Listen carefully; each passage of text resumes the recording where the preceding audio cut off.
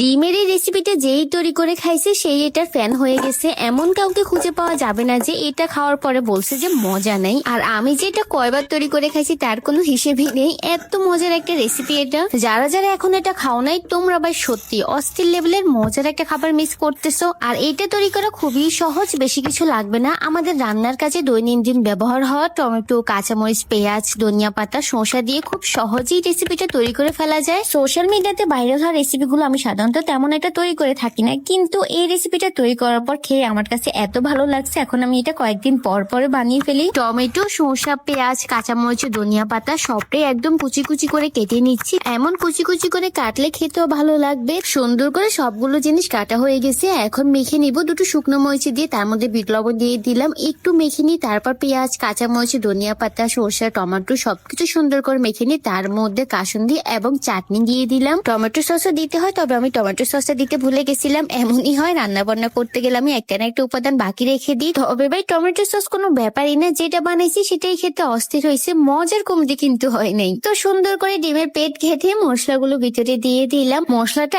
এত বেশি পরিমাণে মজা যে আমি কখনো কম মশলা বানাই না, অনেক বেশি করে বানাই। আর খাওয়ার সময় ডিমের সাথে অনেক বেশি দিয়ে খাই, এত বেশি ভালো লাগে খেতে।